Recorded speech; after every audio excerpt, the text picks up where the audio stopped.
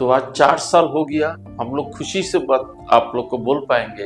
ये कम से कम 25 परिवार में 5 परिवार का 5 बुनकर तो ऐसा तैयार हुआ जो बहुत अच्छा हमारा जो ट्रेडिशनल वीवर है उन लोग का माफिक बुनाई का काम कर पा रहा है। जी नमस्कार, मैं अरूप रखित हूँ पश्चिम बंगाल का।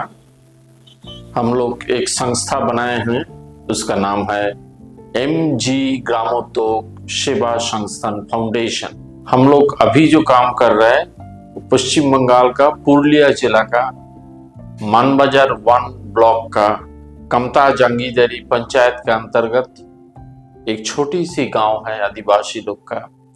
वहीं पर शुरुआत में आज से 4 साल पहले 25 परिवार को लेके हम लोग ये शुरू किए हैं।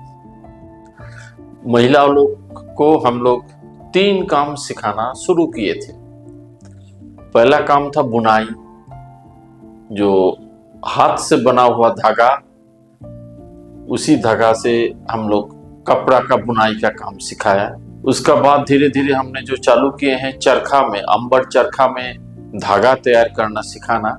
अभी फिर और एक काम हम लोग चालू किए हैं, वो धागा का प्राकृतिक रंग में रंगाई करना भी सिखाना। ये तीनों काम हम लोग का जारी है और ये तीनों काम करते करते हम लोग को भी कुछ शिक्षा आया। तो हम लोग ये काम क्यों चालू किए? कोविड का समय का पहले हम लोग लगभग 62 परिवार बुनकर को लेके काम कर रहा था। वो बर्धमान जिला का, नदिया जिला का और मुर्शिदाबाद का। वो लोग ट्रेडिशनल वीवर था, मतलब परंपरागत भाव वो लोग वीवर कम्युनिटी का था। लेकिन कोविड का समय में हम लोग सारा देश से उन लोग को लिए सहायता मांगे। सारा देश का आदमी लोग हम लोग को मदद किए हैं। वो मदद को हम लोग डायरेक्ट उनके अकाउंट में ट्रांसफर किया था। लेकिन इसमें 28 परिवार जो लोग दूसरे दूसरे काम में जोड़ गया। हम लोग कोविड के बाद जब उनके पास पहुंचे तो हम लोग देखा वो 28 परिवार में एक भी फिर ये बुनाई का काम में वापस नहीं आया। तो उसी समय से हम लोग सोच रहे थे ऐसे ही हमारा देश का जो स्थिति है, हमारा देश का जो बुनाई का जो कला का जो परंपरा है वो खत्म होते जा रहा है। बंगाल में धीरे धीरे ये कला जो बुनकर लोग थे, उनके साथ जो कार्टूनी लोग थे धागा बनाने वाला, सब कुछ कम होते जा रहा है। नया कोई नौजवान को हम लोग जोड़ नहीं पाते थे। तो इसीलिए हम लोग सोचे थे क्या हम लोग आदिवासी लोग जो लोग को आइडिया ही नहीं है वीविंग कैसे होते हैं, बुनाई कैसा होता है, धागा तैयारी काम कैसे होता है, रंगाई कैसे करते थे, तो वो लोग को अगर सिखाएंगे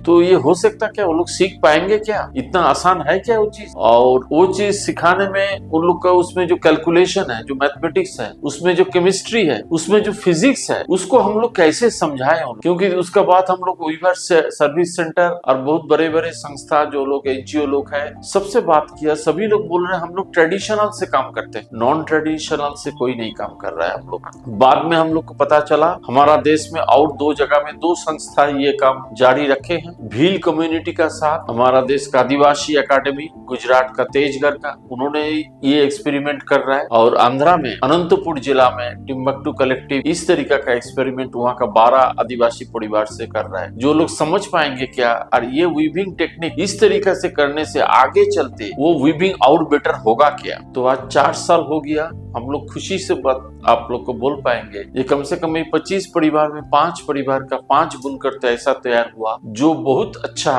हमारा जो ट्रेडिशनल वीवर है उन लोग का माफिक बुनाई का काम कर पा रहा है। लेकिन सिर्फ बुनाई से नहीं हो पाएगा और बुनाई में जो चैलेंजेस आ रहा है वो जो चैलेंजेस मेन हम लोग अभी फेस कर रहा है जी, इन लोग का आंखों बहुत कमजोर हो गया, कमर का दर्द, पैर में दर्द, ये सब भी बहुत मुश्किल हो रहा है उन लोग को लिए। हम लोग को पहले सोच था गांव उधर में जाने का पहले ये गांव वाले लोग बहुत फ्रेश खाना मिलता है, अच्छा खाना मिलता है, जरूर उनको लिए उनका ताकत अच्छा होगा। लेकिन हमारा देश का बहुत दुख की बात है ये केमिकल फर्टिलाइजर और पेस्टिसाइड ये सब मिला के और सिंथेटिक फूड का खाने का आदत में उनका खान पान बदल गया। तो अभी हम लोग ये समझ गए अगर अच्छा खाना उन लोग को लिए नहीं मिलेगा, नहीं बनेगा तो उनको लिए अच्छा कपड़ा बनाना बहुत मुश्किल है। होलिस्टिक अप्रोच का तरफ जा रहा है। लास्ट ईयर से हम लोग बिना केमिकल डाल के उनको लिए खाना बनाने के लिए मिलेट का कल्टीवेशन का काम बहुत थोड़ा रूप से, क्योंकि वो लोग करना नहीं चाहते थे। लेकिन उस जो जमीन है पुरुलिया जिला का, उस जमीन में पानी नहीं है, साल में एक बार फसल होता है, तो उसी जमीन के लिए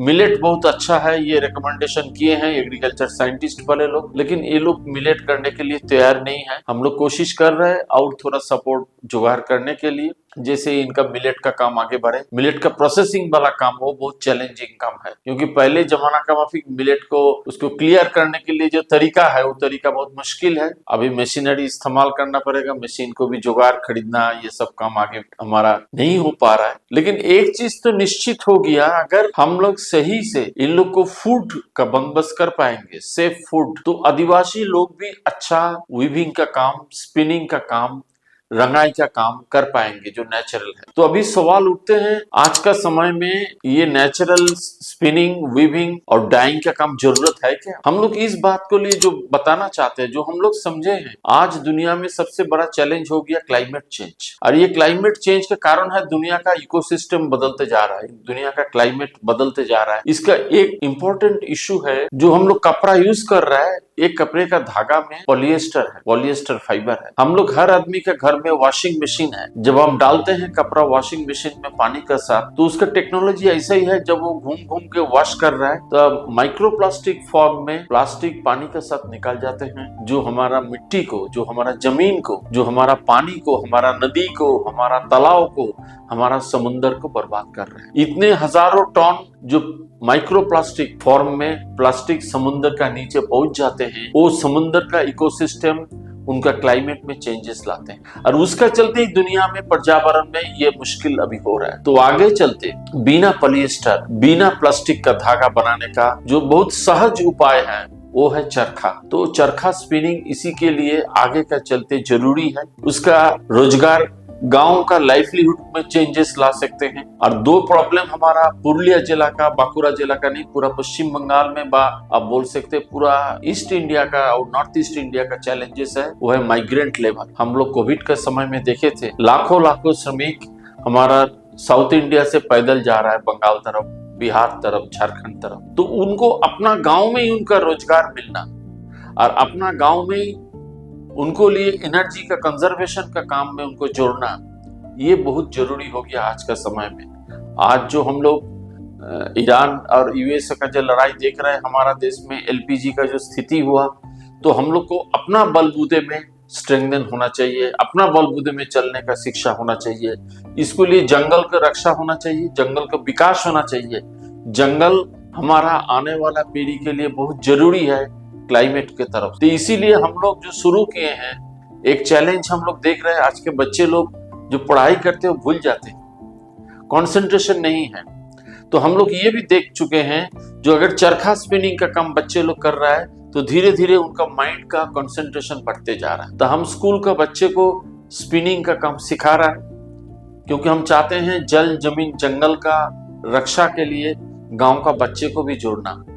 जो छोटे छोटे पौधा को बनाएंगे, नर्सरी का काम करेंगे, इस तरीका से वो जंगल को फिर हम लोग को वापस लाने का कोशिश कर रहा है। क्योंकि हमारा गांव का दो तरफ जंगल है, एक तरफ नदी है और एक तरफ का रोड चला गया, वो टाटा नगर जाने के रास्ता, ये हमारा चारों तरफ है हमारा गांव का।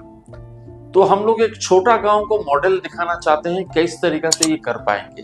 अगर ये सक्सेसफुल होगा तो दूसरे दूसरे गांव में भी इसका डुप्लीकेशन हो सकते हैं, और बहुत सारा संस्था इसको आगे बढ़ा सकते हैं उस तरीका से।